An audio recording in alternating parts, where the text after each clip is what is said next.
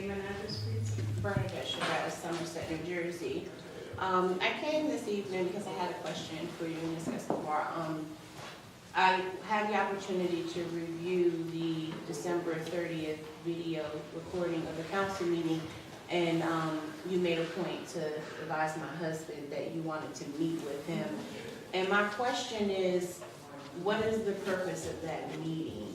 If he comes to you and he demonstrates everything that he's been demonstrating for the past few years, what is it that you can do? Is this a meeting just for you to personally know what's going on? Because at this point, we've been dealing with a lot of running around, a lot of disrespect, a lot of arrogance, a lot of lying and deceiving. We don't have time for games. We don't have time to waste any more time. You know, if sitting down with you just so you can know, but you have no power to, you know, make a change, then what is the purpose? So I wanted to know what the real purpose and what could potentially be the outcome of a sit-down meeting with you. Yes, nice to meet you. The reason I did ask Mr. Chavas to meet is because I know that he has been coming, you know, and we have heard all the situation that, of the case. Usually here at the meetings, I'm getting information. So the reason I said that I wanted to meet with him is to go through from the, you know, sit down, him and I from the top, you know, from what happened to the beginning to up to this. Because I am, and he knows that I expressed that, you know, to him. I want to have a good understanding of the whole situation. Okay. Just to, so I could look at it, see, and even when I spoke to him, I said, we're not talking about the case itself. I'm not talking about anything related to that. It's just the process from the beginning. Because I want to understand it. Because I am concerned that it has taken me to, and I want to see where there's the areas that need to be improved, or what worked and what didn't work. But we've been hearing, he has been giving us the information here, but we need to sit down because we hear it here. But if I have it, you know, in writing, and I have one by one, I will have a better understanding of what happened and how to move forward in terms of the process related to the community liaison process with the internal affairs and so on. The process. Because in the end, I guess my question is, in the end, after doing that, do you have a power or an authority to enhance this procedure to make it actually work? Or, you know, what effect is it going to have by talking with you? I just don't want him sitting down with anybody else, wasting any more time just because someone wants to understand. If you don't have any authority or any means to make it better, don't waste his time, you know? And I understand that, and I appreciate that you're saying that.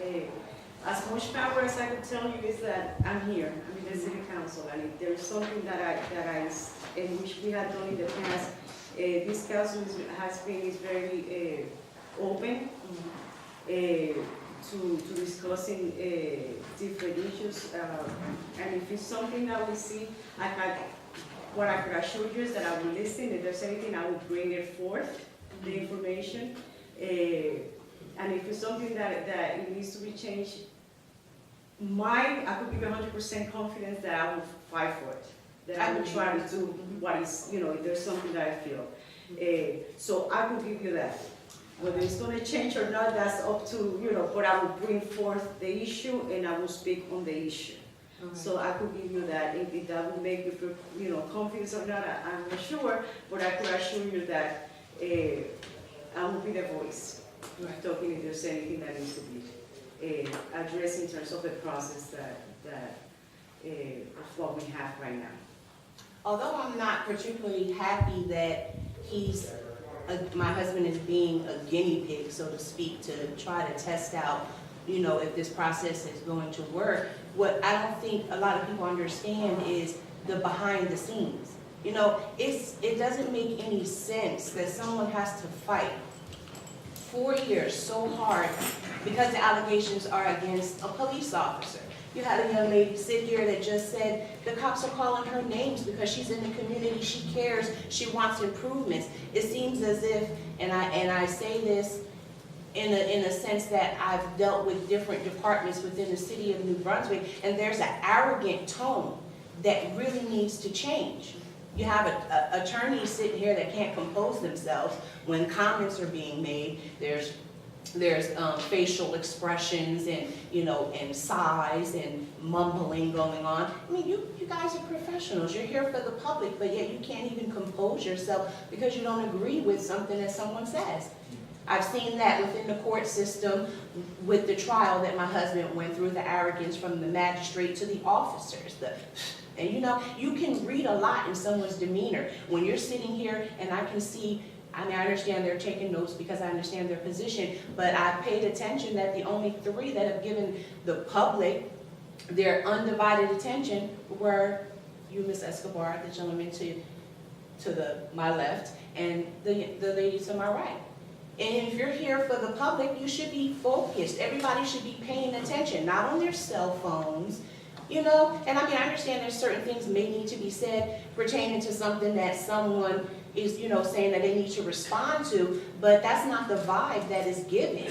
And it's almost throughout the entire system. I've walked this process with my husband for the past 4 years, and I've seen the tone. It's an arrogant tone. It's a tone that, just get out of here, we're not going to do anything for you kind of tone.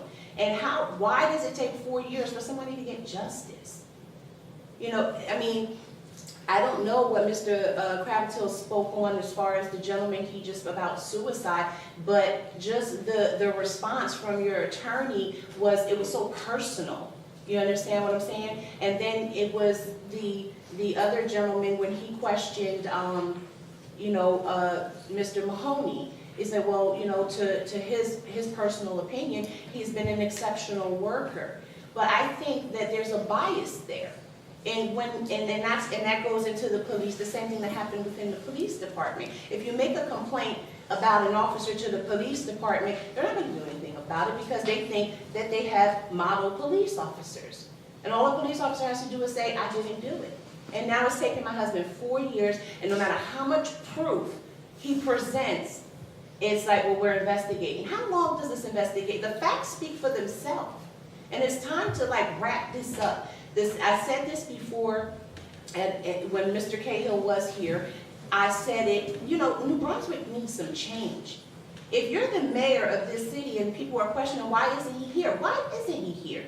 You're supposed to be for the people. He should be number one to get here every day, to sit and listen to what people have to say, because you're supposed to be in charge. You're supposed to be the most concerned. Why is it that he has the leisure of saying he's going to come or he's not going to come? We have to talk to you, and then you have to go to him, and or we have to go to his office, or my husband writes letters. Nothing gets responded to. He's not doing his job. And I just feel that, there needs to really be a change here, because you can't expect the people to come to you if they know they're not going to get any justice. There are a lot of people that just won't deal with it. They won't put up with what my husband has been dealing with for the past 4 years. That's very stressful. You got to go up against a whole police department because their officers are out here doing things wrong. We see them all the time. I don't know what you guys see when you're out and about, and I'm sure you have a different relationship. I worked in a municipality for 10 years. I understand there's a difference. It exists. It's not my opinion, it's a fact. You can be out here in the public and these officers they have a bad day, they're human, they're gonna wear their shirt, their heart on their sleeve. And they're gonna take their attitudes out on people, but when it's brought to the people that it's supposed to be brought to, it's nothing is ever done. And that's just not fair. There needs to be a change. And no matter how New Brunswick danced around this whole situation that's going on with my husband, he's not going to stop, because we can bring hundreds of people in here to tell you that this man is a noble man who does not bother anyone. And he was disrespected, his rights were violated, and nobody wants to believe it. And if you do believe it, you're not going to admit it. It's like this code, this lifestyle, like, well, yeah, we believe that he really was violated, but we can't admit it. It's like you don't want to admit the truth. The hearing officer was supposed to hear it and make a recommendation. Now he's doing an investigation. Well, I didn't know he was supposed to investigate it. Or is it the police department is doing another investigation? Well, if that's the case, why wasn't my husband advised that an investigation was reopened? I thought that was the purpose of the hearing. So, you know, there's so many avenues that are being taken that it just shows that everything is just trying to, you know, cover everything up. And the length of time that it takes is ridiculous. It doesn't take this long. It really shouldn't take this long. You know, you look at the facts, when you're arrested, the police arrest you, you're guilty until proven innocent. And it's like these officers, or you know, if you're on the right administration board or you have the right job, you're innocent until proven guilty. But not for the average person, and that's not fair, and there really needs to be a change in the city of New Brunswick. Thank you.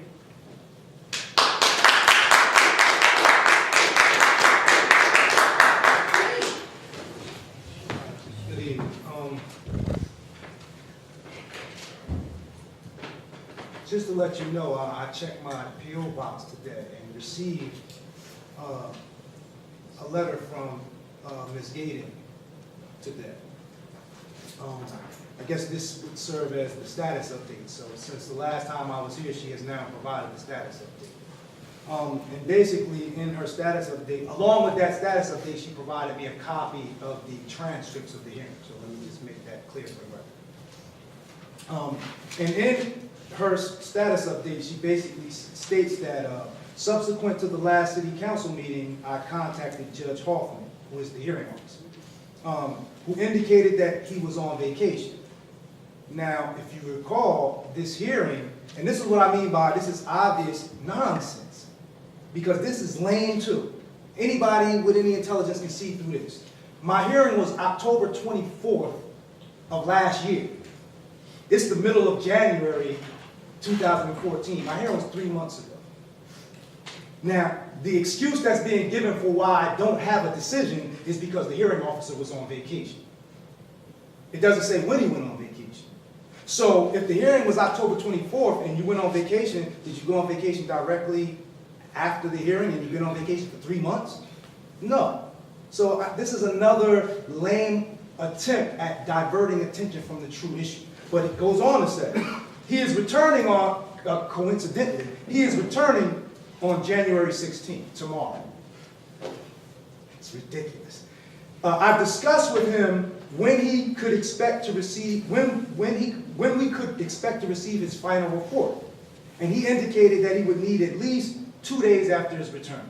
So let's just use our common sense and let's look at this. So he can go on vacation, come back, and 2 days after vacation, he can give a decision. That's pretty quick. 2 days after coming back from vacation, it only takes you 2 days to give up the decision. So then, why has it taken so long for me to get a decision? Why has it taken 3 months? If he can come back from a vacation and only 2 days later can provide us with a decision. It appears to me he is part of the whole conspiracy, part of the whole cover-up. I don't trust him either. This is nonsense right here. And anybody with any eyes can see this is nonsense. And I only got this because I came to the last city council meeting and complained. If I wouldn't have did that, I wouldn't have heard anything. Miss Gaden actually only admitted when you questioned her. I've been calling her trying to find out the status of the investigation since December 1st. Yet, I get lied to. And I have proof of that also. I've been lied to. She tells me I haven't heard from the hearing officer. He hasn't told me anything. I don't know anything.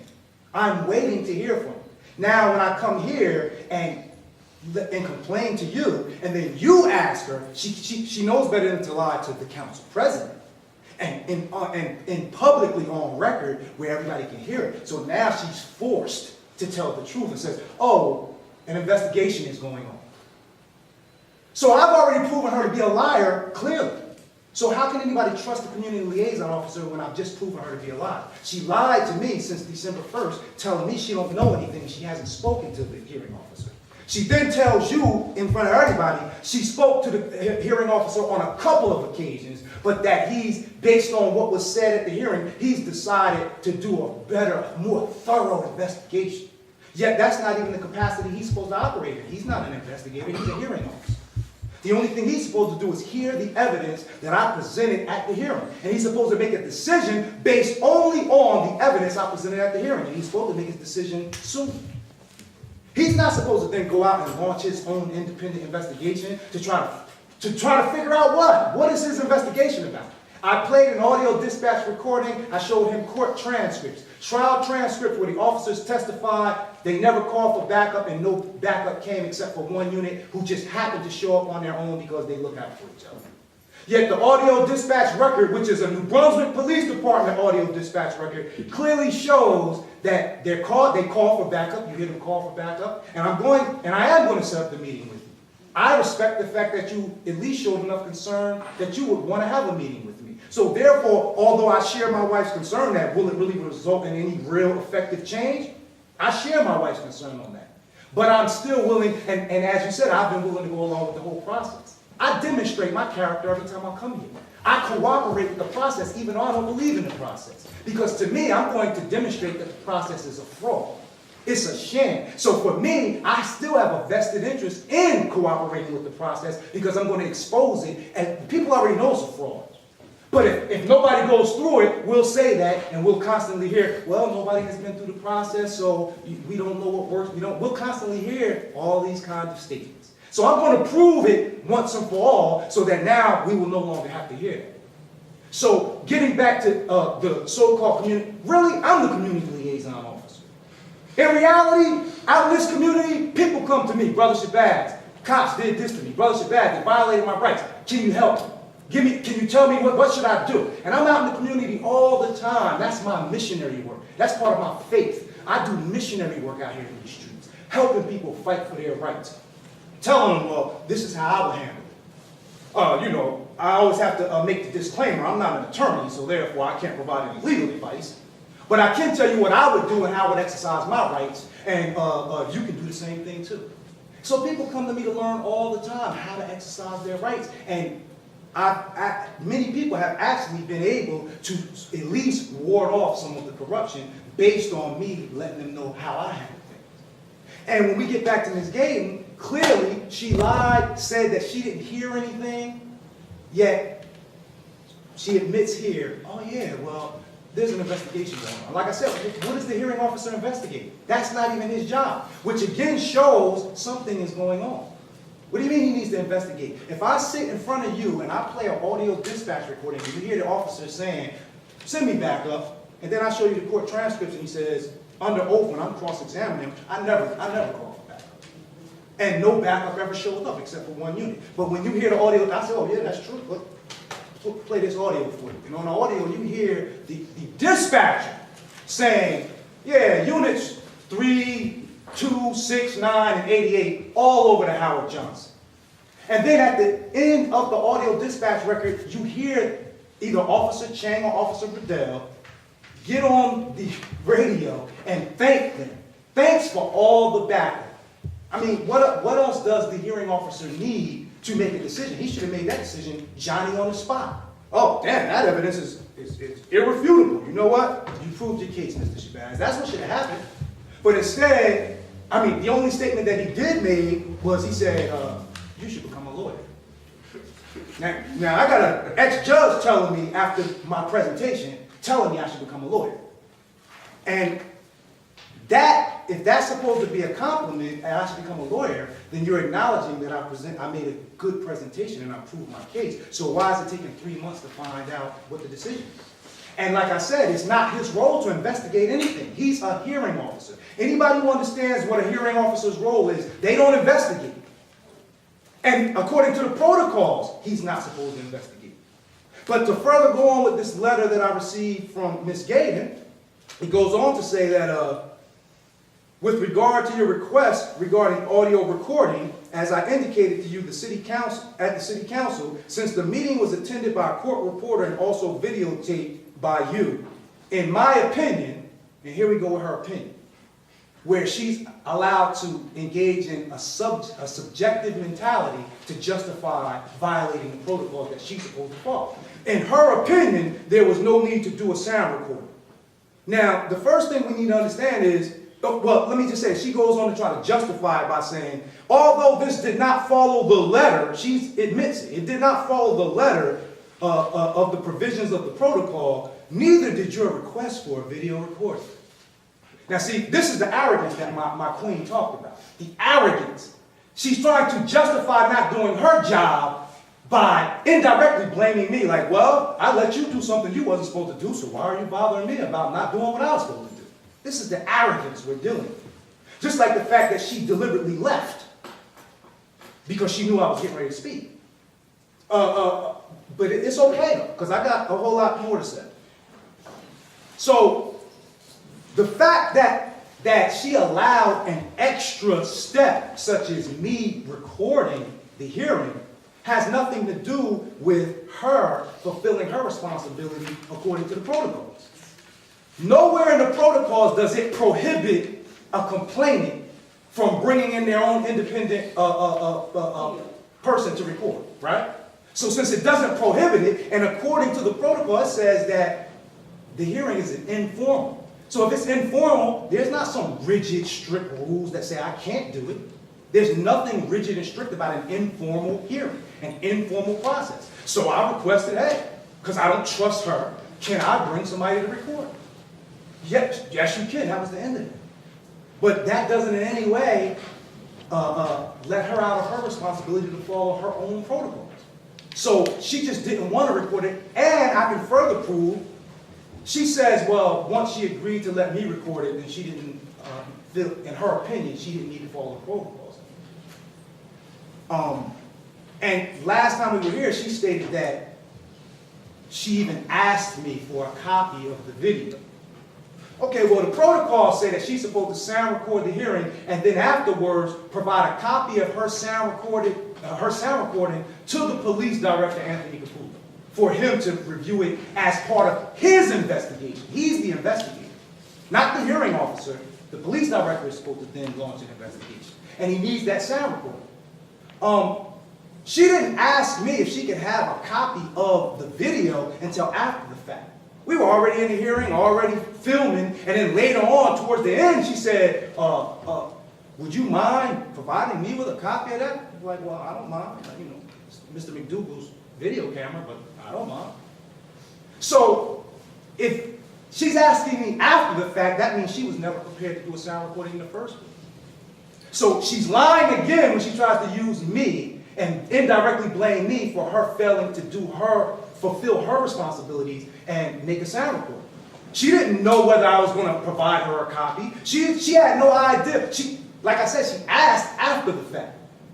So she was never prepared to record because she didn't want to make a sound recording. She violated her own protocols again. She goes on here to say, and when it comes to protocols, you're not allowed to be subjective and use your opinion. When it comes to protocols, you have to follow the protocols. You have to follow what's in the protocol. The only time you can use some leeway is if there's nothing prohibiting what's being requested. But as far as the things that are stated as mandatory, that this is what you're supposed to do step by step, she's supposed to follow that, irregardless if I'm allowed to do some extra things that are not prohibited. She goes on to say, with regard to your comment regarding Director Caputo's meeting with you to discuss the investigation, I do not read the protocol to specifically state this. The protocol states that the police director will ensure a thorough investigation is conducted, which will include interviewing the complainant, his or her witnesses, the officers involved, and any and all evidence. Now, when I was here, I didn't ask for any meeting. This is what I mean by this shows the incompetency. Before I thought they were just deceptive. Now I think it's a combination of both. They're incompetent and deceptive. Because I never asked for a meeting with the police director. He's corrupt too. I don't care about meeting with the police director. I could care less about having a meeting with him. What I requested was to know what the hearing officer's decision was. That's what I requested. I was like, it's been 2 months. At that time, it was 2 months. I was like, it's been over 2 months. I don't know what his decision is. I want to know what his decision is, or at least a status update. That's what I requested. Then I went along and started reading the protocols, and the protocols are the things that state that the police director is supposed to interview me, which is what she just said. She just quoted that the police director will ensure a thorough investigation is conducted, which will include interviewing the complainant. So all I pointed out was he hasn't interviewed me. So how is he doing a thorough investigation when the protocols say that that includes a thorough investigation? You have to interview the complainant. I never asked for a meeting. I said he's not doing his job. I'm saying the police director is not following the protocol, the community liaison officer doesn't follow the protocol, and the hearing officer is not following the protocol because he's launching his own private investigation and then go on vacation in the middle of it.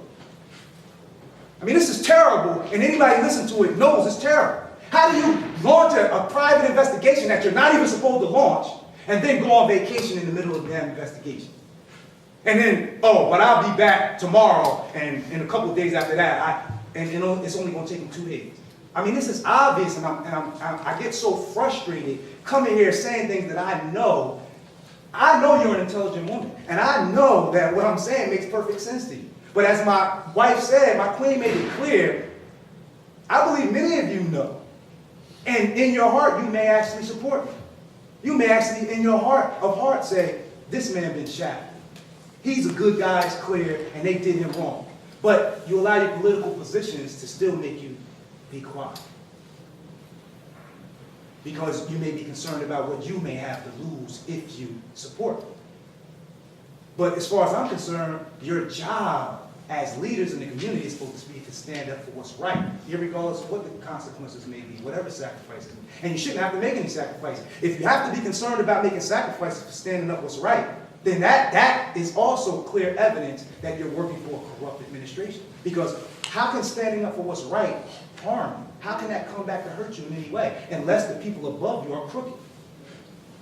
So the fact, if you're nervous and you're scared to speak out on my behalf and stand up for what's right and admit that I've proven my case, that clearly indicates you know the system is corrupt too, whether you admit it or not. And the people are not stupid. We see it for what it is. But I move on off of that and say, I actually wanted to provide you, I know I'm not supposed to come up here, so can I hand this to someone? I wanted to provide you with a copy of the protocols so that you can see it for yourself.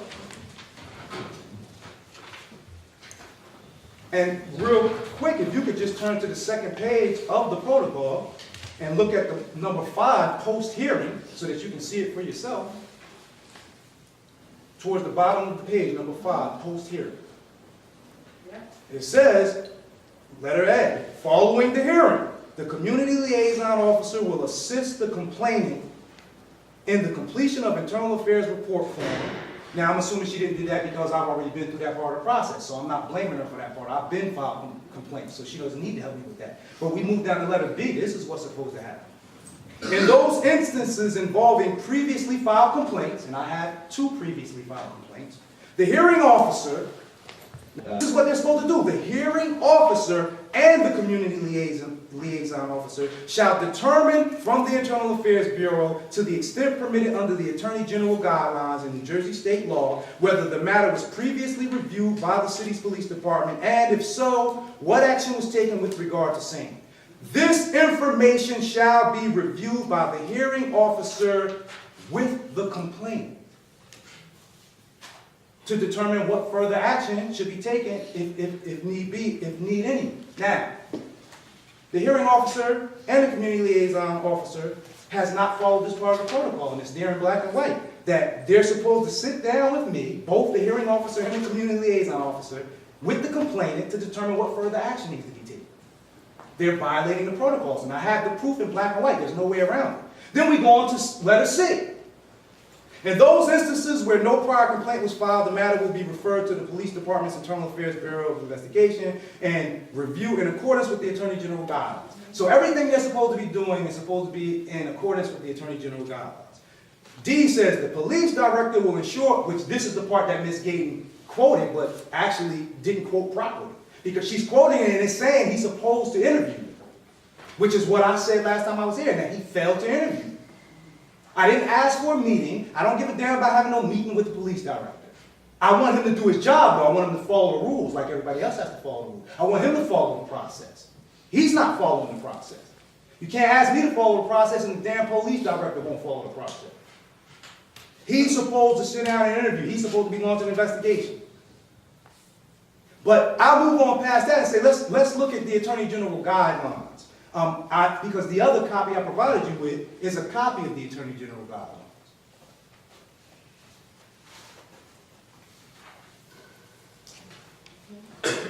Are you okay? Because I saw you were in the middle of reading something. So I was reading this back to number D, where it says the police director will ensure the internal affairs investigation is conducted.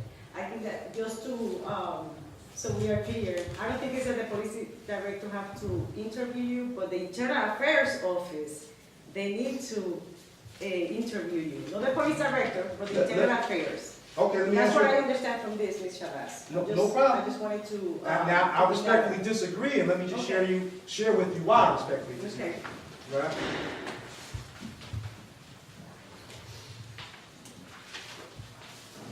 D says, it starts off saying, the police director will ensure a thorough internal affairs investigation is conducted, which will include interviewing the complainant.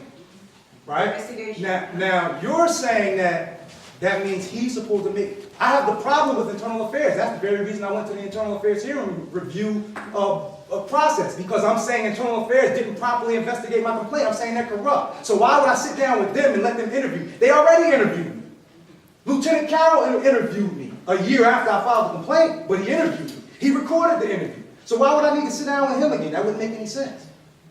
I'm supposed to be sitting down with somebody new, which would be the police director, who I've never sat down and spoke to. You can't, if I'm saying that internal affairs is corrupt and they're the one that's the problem, that's why I went beyond into the internal affairs hearing review. Why would I then be sent back to the same corrupt internal affairs and sit down and let them interview me for a second time? That doesn't make sense. So it would have to be the police director. If it means what you say, then that just means they're sending me in a revolving door, which means it was set up to fail from the beginning. So I hope it don't mean what you said, but I don't put anything past me. It could. Let's see, clarification on this. Mr. Hamilton, have you seen this or not? I read it. I happen to agree with you, Council President. But what I would like to also point out is they quote the Attorney General guidelines. I gave you a copy of the Attorney General guidelines. I went online, printed it out. I reviewed it pretty thoroughly. There's a section that says accepting reports of officer misconduct. In my report, I pointed out that there were many John Doe officers that showed up. I didn't have their names. If you look down in the left-hand corner, it's on page 16. It's 51 pages altogether, but it's on page 16 of 51. 16. Yes, ma'am. You know that we're doing this pretty fast. I'm gonna have to read this again. I plan to sit down with you. I'm just following you, but you know that this is, I'm gonna have to read and. if you look here, I only have about 4 pages in my hand out of that 51, so I'm not going through all 51 pages. No, I'm just telling you, just remember, I'm following you, but I have to read this. Go ahead. Yes, ma'am. 16. Accepting reports alleging officer misconduct. Right, so it goes on now, turn to page 17. Now, I just wanted you to see the heading that it was on. Page 17, towards the bottom, it says, like the last 2 paragraphs, all complaints should be investigated, as long as the complaint contains sufficient factual information to warrant an investigation. In cases where the identity of the officer is unknown, the internal affairs investigator should use all available means to determine proper identification. Yet Captain Miller did not use all means to identify these officers. I actually, up to today, been trying to get the identification of all those John Doe officers, and he's been refusing to give me that information. And he finds all kinds of excuses, and one of the main excuses he utilizes is the Attorney General guidelines.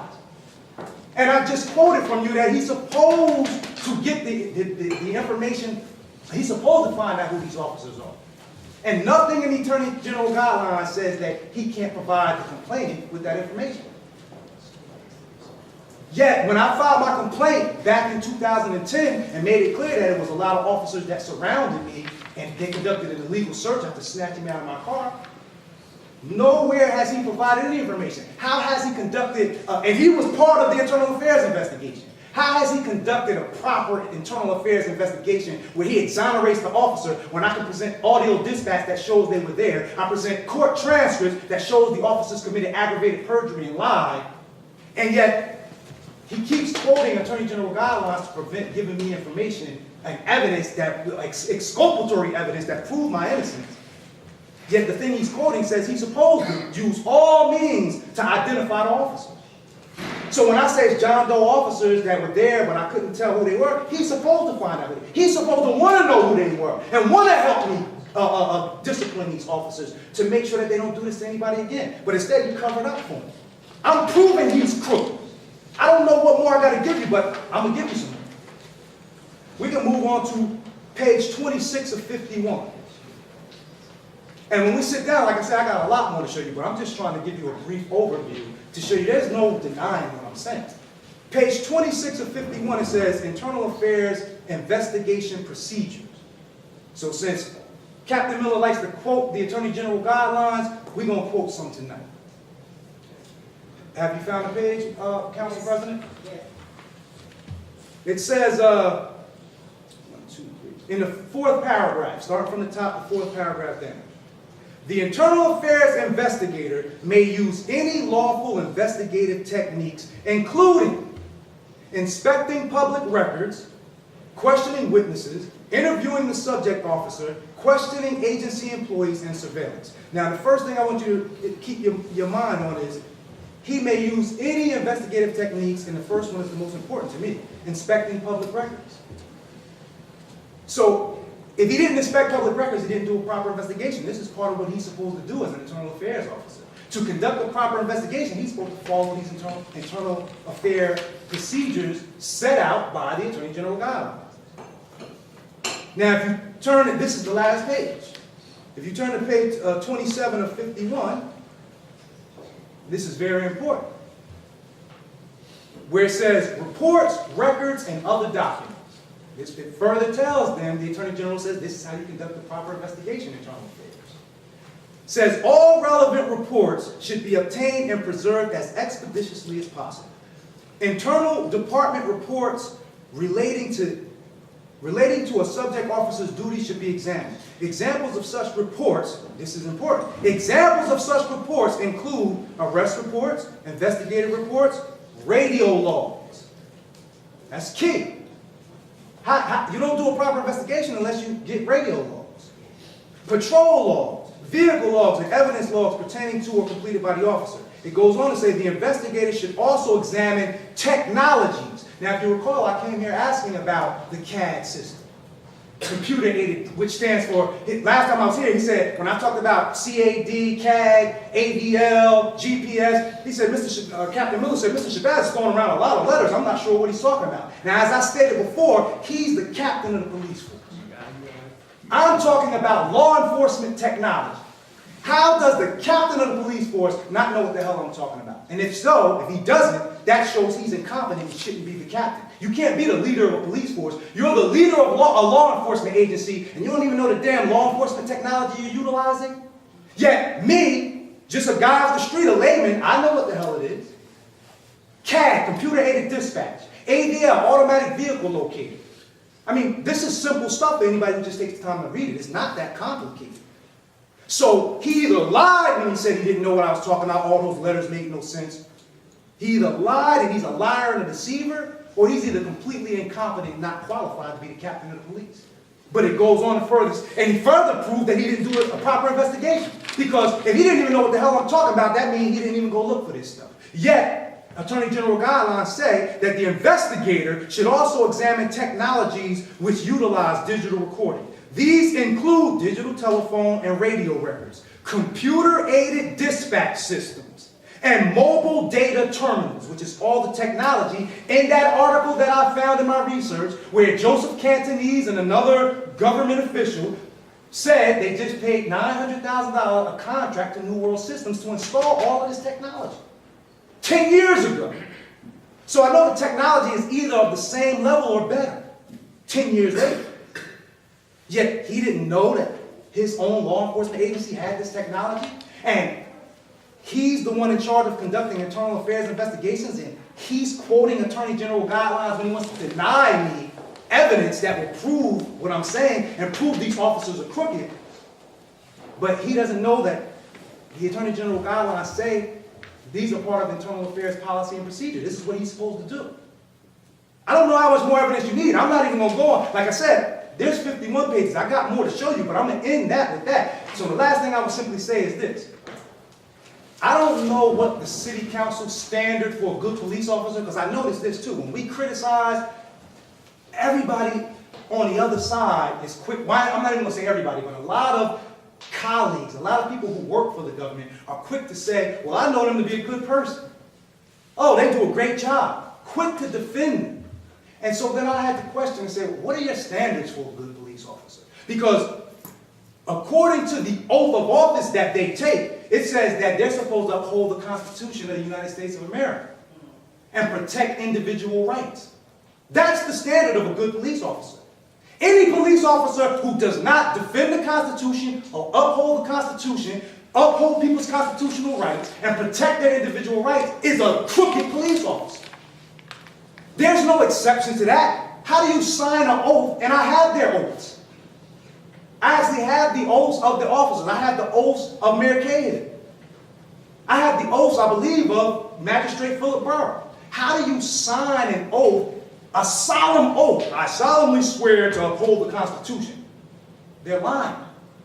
They're not upholding it. They're violating the Constitution. They're violating my constitutional rights, and they're taking every step possible to cover it up.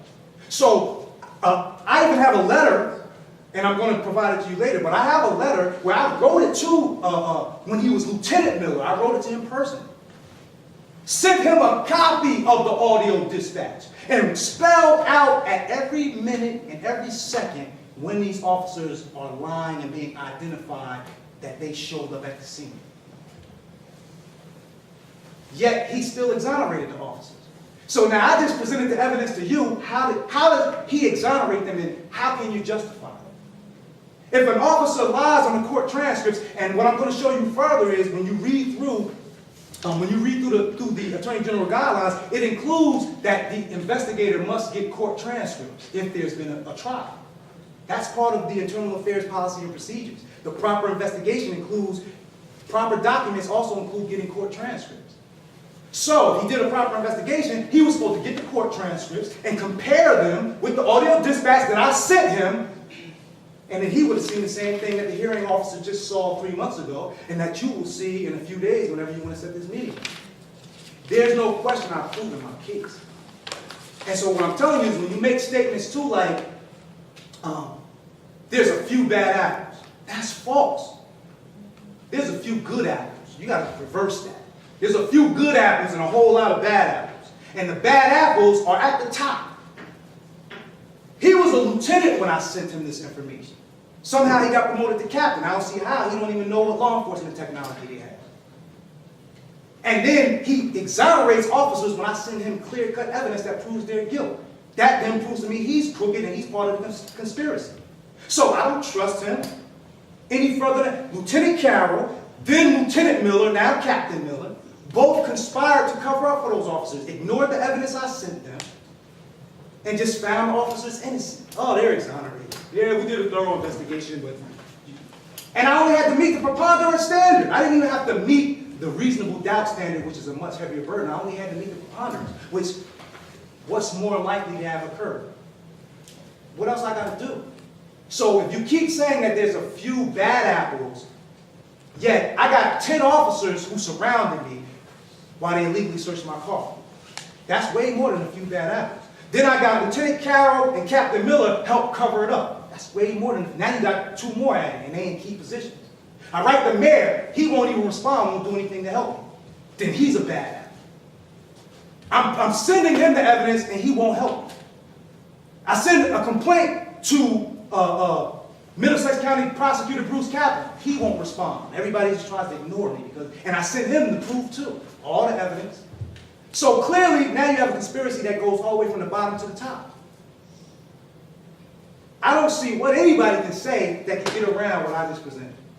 And so I'll just leave it at that. Thank you, sir.